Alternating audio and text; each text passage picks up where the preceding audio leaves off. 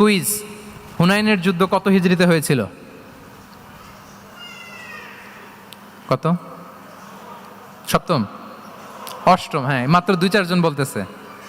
আমাদের ওই যে হাসানা ফাউন্ডেশনের একটা সিরা অলিম্পিয়াড চলতেছে, এটাতে অংশগ্রহণ করতে হবে আপনাদের। আমরা প্রতিদিন একটা করে কুইজ জানান দিচ্ছি মানুষদেরকে, একেবারে সব মুখস্থ হয়ে যাবে ইনশাআল্লাহ।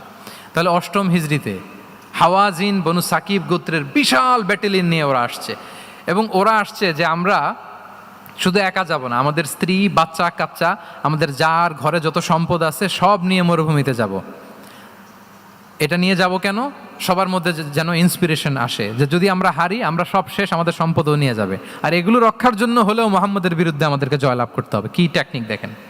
সব যখন নিয়ে দাঁড়াইছে বিশাল বাহিনী, এক সাহাবী এসে বলল, ইয়া রাসূলুল্লাহ, কালকে তো আমাদের খবর আছে, এই বাহিনীকে আমরা কি করে পরাস্ত করব? ইয়া রাসূলুল্লাহ, এসে দেখুন, পাহাড় থেকে দেখুন কত বিশাল বাহিনী।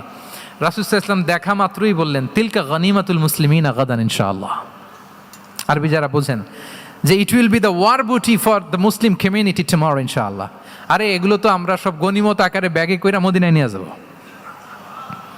এই যুদ্ধে জয়লাভ করে যা আছে এগুলো উটে করে ওয়ার বুটি হিসেবে মদিনায় নিয়ে যাব। বলার সাথে সাথে সাহাবীদের সব ভয় দূর হয়ে গেল, আবার প্রাণ ফিরে পেলেন, সজীব হয়ে উঠলেন, উজ্জীবিত হলেন। তাহলে আমরা অপটিমিস্টিক হব, আমরা ইতিবাচক চিন্তা করব।